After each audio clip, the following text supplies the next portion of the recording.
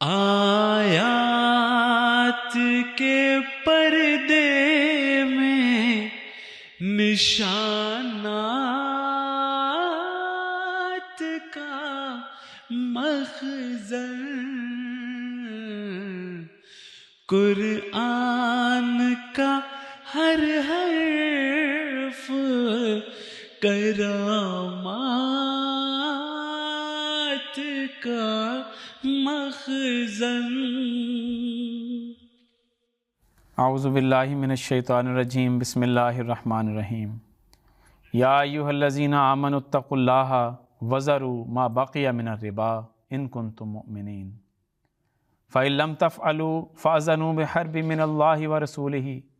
وإن تبتم فلکم رؤوس اموالکم لا تظلمون ولا تظلمون۔ ان آیات کا ترجمہ یہ ہے، اے ایماندارو اللہ کا تقوی اختیار کرو، اور اگر تم مومن ہو تو سود کے حساب میں سے جو کچھ باقی ہو اسے چھوڑ دو، اور اگر تم نے ایسا نہ کیا تو اللہ اور اس کے رسول کی طرف سے اعلان جنگ سن لو، اور اگر تم توبہ کرو تو تمہارے اصل زر تمہارے ہی رہیں گے، نہ تم ظلم کرو گے نہ تم پر ظلم کیا جائے گا۔ اللہم صلی علی محمد وعلی آل محمد کما صلیت علی ابراہیم وعلی آل ابراہیم انک حمید مجید۔ اللہم بارک علی محمد وعلی آل محمد کما بارکت علی ابراہیم وعلی آل ابراہیم انک حمید مجید۔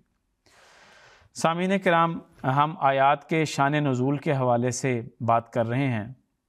اس حوالے سے یہ بات غور طلب ہے، مد نظر رکھنی چاہیے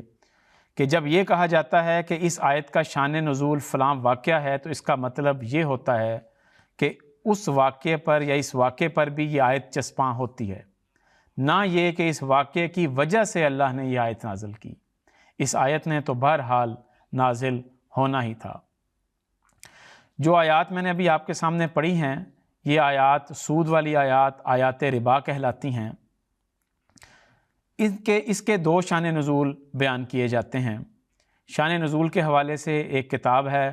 اسباب نزول القرآن جو علامہ واحدی صاحب نے لکھی ہے، اس میں وہ لکھتے ہیں، اس کا خلاصہ اس طرح ہے کہ کہتے ہیں کہ یہ آیات حضرت عباس اور حضرت عثمان رضی اللہ تعالیٰ عنہ کے بارے میں نازل ہوئیں۔ ان دونوں نے کھجور کی فصل پر اس شرط پر قرض دیا تھا کہ جب کھجور کی فصل پک کر تیار ہو جائے گی تو مقروض ساری فصل ان دونوں کے حوالے کر دے گا۔ تاہم جب فصل پک گئی تو مقروض نے کہا کہ تم آدھی فصل لے لو، ساری نہ لو، کیونکہ مجھے گھر میں بھی ضرورت ہے، اور یہ بھی شرط طے کی کہ آئندہ میں تمہیں اس کے بدلے 2 گنا کھجور دوں گا۔ حضرت عباس اور حضرت عثمان رضی اللہ تعالیٰ عنہ اس پر راضی ہو گئے، اور جب رسول کریم صلی اللہ علیہ وسلم کو اطلاع ہوئی تو آپ نے اس سے منع بھی فرمایا، اور کہتے ہیں کہ اس موقع پر یہ آیات نازل ہوئیں کہ وَذَرُوا مَا بَقِیَ مِنَ الرِّبَا، کہ جو باقی سود رہ گیا ہے اس کو چھوڑ دو، وَإِن تُبْتُمْ فَلَكُمْ رُؤُوسُ أَمْوَالِكُمْ، اور اگر تم توبہ کر لو تو تمہارے لیے راس المال یعنی اصل زر ہے۔ چنانچہ ان دونوں صحابہ نے صرف اصل زر وصول کر لیا اور سود کو چھوڑ دیا۔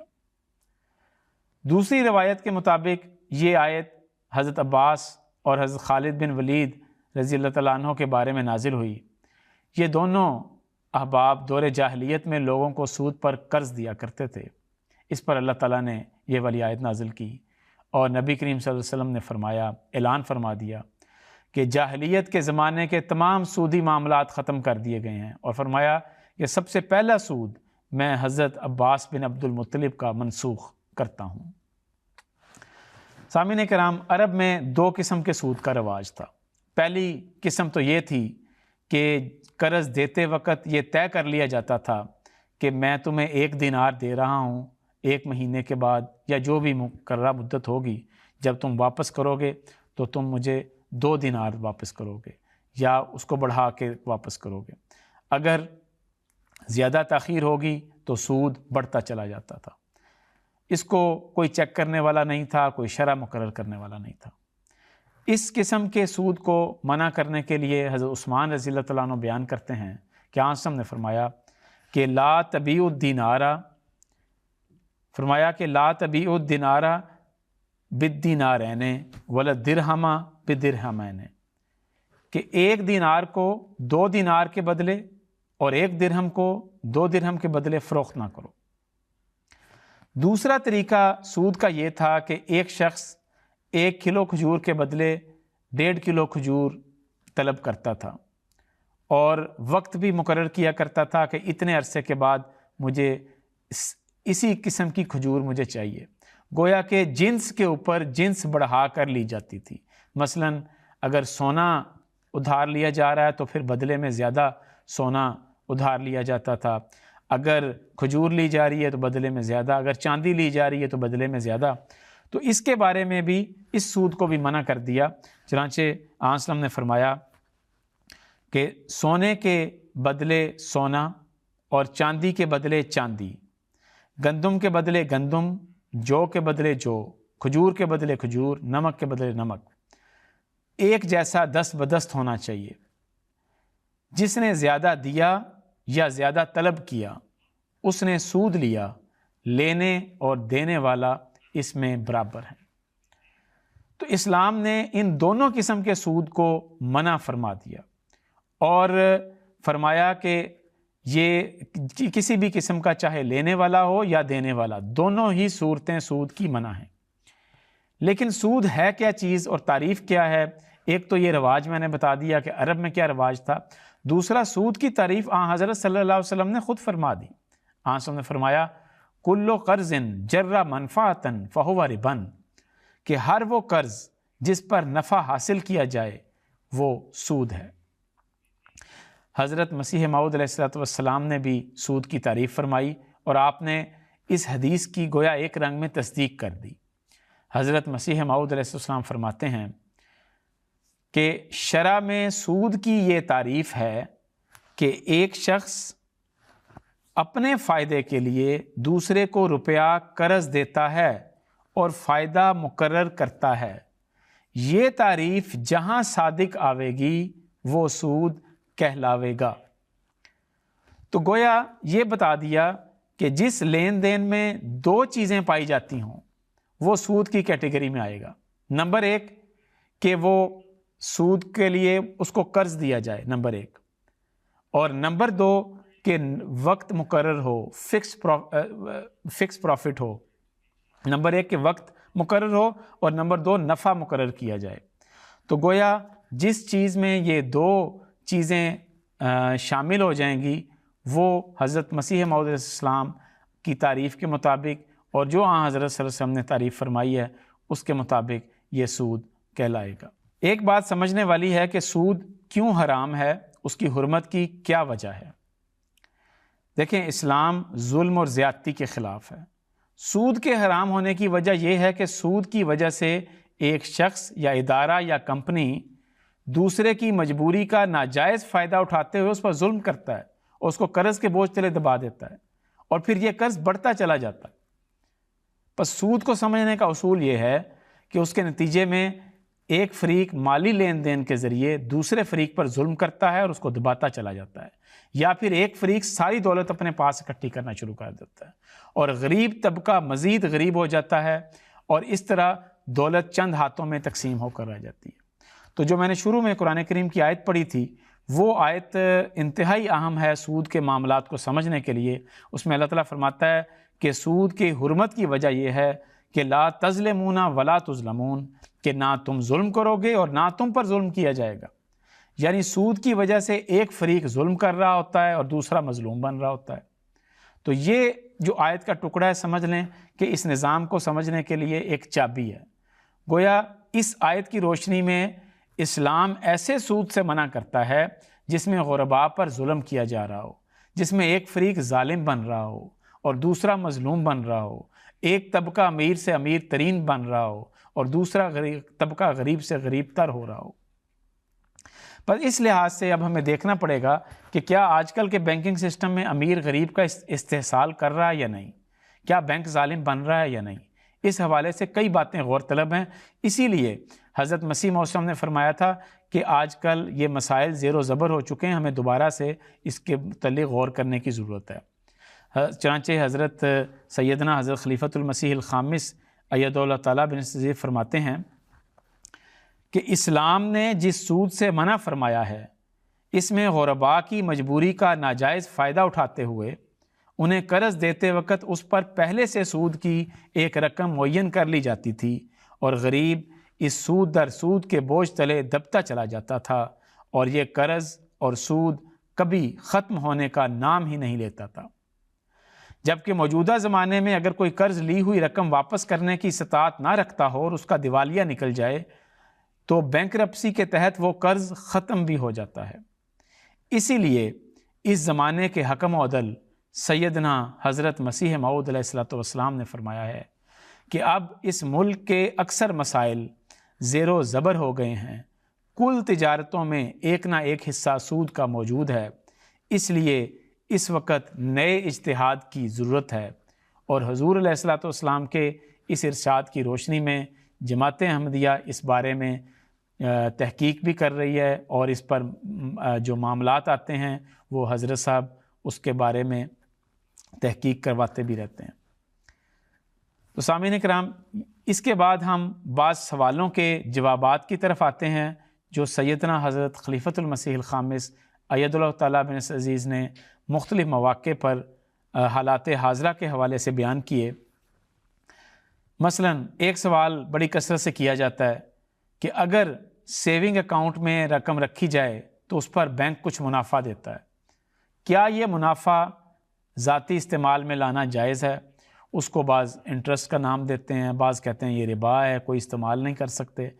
اس کے حوالے سے حضرت خلیفۃ المسیح الخامس ایدہ اللہ تعالیٰ بن عزیز نے کیا رہنمائی فرمائی وہ آپ کی خدمت میں پیش کرتا ہوں۔ آپ فرماتے ہیں اگر کوئی ادارہ جو خالصتاً حکومت کی ملکیت ہو، جیسا کہ پاکستان میں قومی بچت اور نیشنل بینک ہے، جو اپنے سرمایہ کو مختلف قسم کے فلاحی کاموں میں خرچ کرتا اور عوام الناس کی بھلائی اور بہتری کے لیے اس پیسے کو استعمال کرتا ہے، جس کے نتیجے میں ملک کی معیشت میں ترقی ہوتی ہے، عوام کے لیے روزگار کے زیادہ مواقع پیدا ہوتے ہیں اور حکومت کے ریونیو میں اضافے کا باعث بنتا ہے، اس صورت میں یہ حکومتی مالی ادارہ اپنے کھاتہ داروں کو بھی اپنے نفع میں شریک کر لیتا ہے، جسے وہ منافع کا نام دیتا ہے، اور کھاتے داروں کو جب اپنی رقم کی ضرورت ہوتی ہے وہ اسے واپس بھی لے سکتے ہیں۔ تو ایسی صورت میں یہ خالص حکومتی ادارے اپنے کھاتہ داروں کو منافع کے نام پر جو زائد رقم دیتے ہیں وہ سود کے زمرے میں نہیں آتی،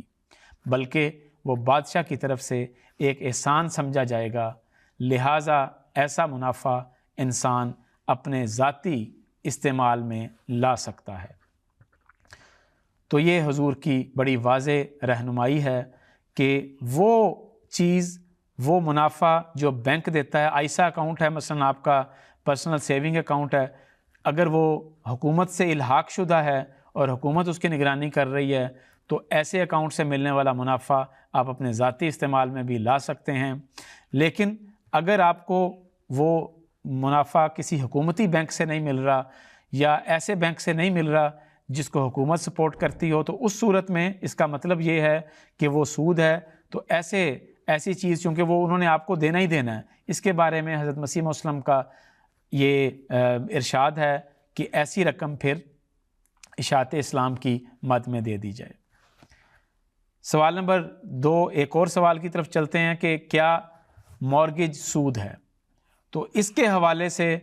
یہ بھی چونکہ ایک ایسا مسئلہ ہے کہ جس میں بڑی کثرت سے لوگ سوال کرتے ہیں کہ سود اصل میں ہے کیا، تو کیا ہم اس کو سود کہہ سکتے ہیں؟ انٹرسٹ نام رکھ دینے سے سود نہیں قرار پاتا، وہ صرف کسی کا نام رکھ دیا جائے جب تک کہ وہ ڈیفینیشن اس کے اوپر مکمل پوری نہ آئے۔ تو اس حوالے سے حضرت خلیفۃ المسیح الخامس ایدہ اللہ تعالیٰ بن عزیز نے کیا فرمایا؟ آپ فرماتے ہیں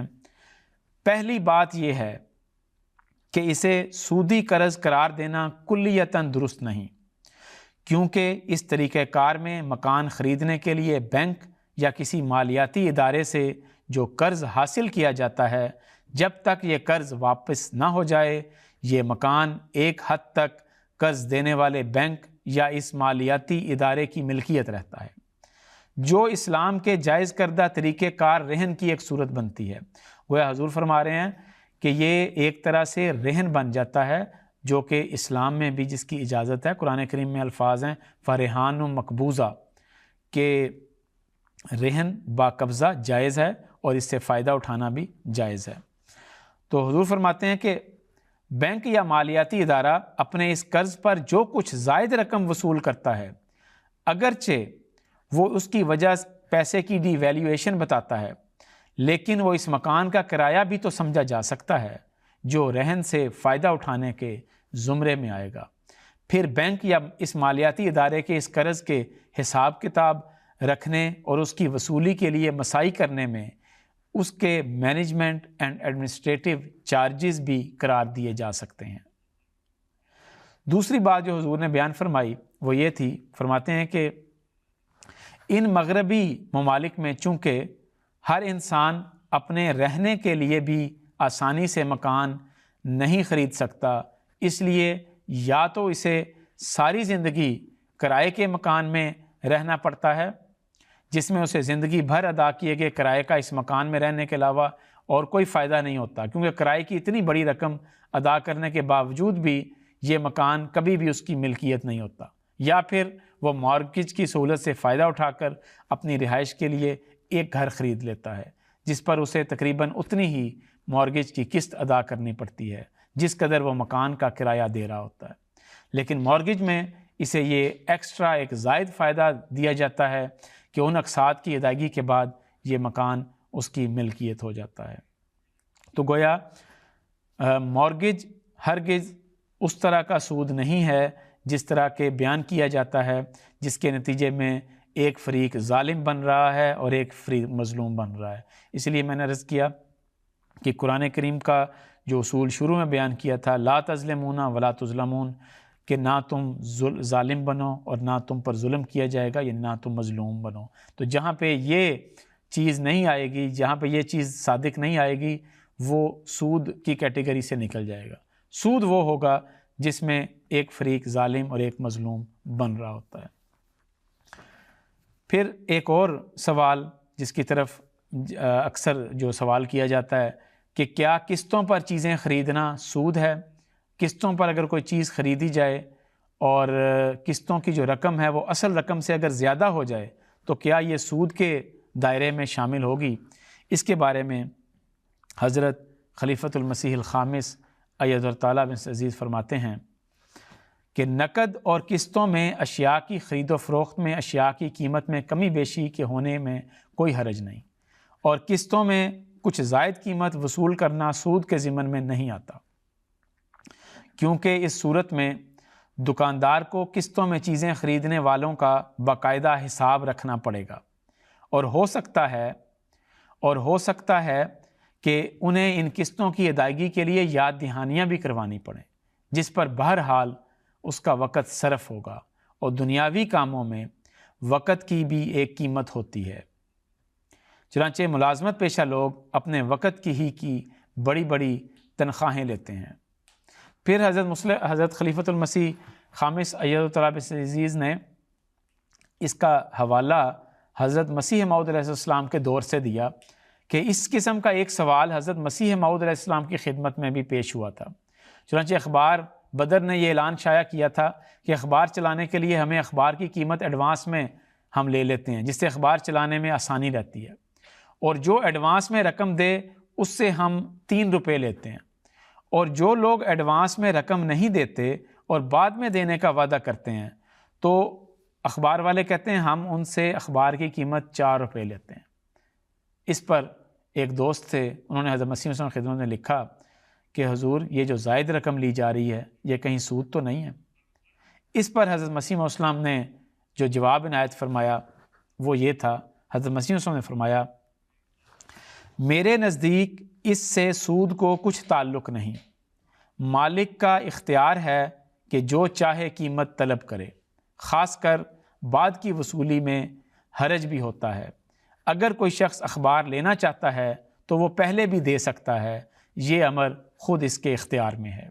تو حضور فرماتے ہیں کہ پس اقساط کی صورت میں اشیاء کی فروخت پر دکاندار کا کچھ زائد قیمت وصول کرنا جائز ہے اور یہ سود کے زمرے میں نہیں آتا۔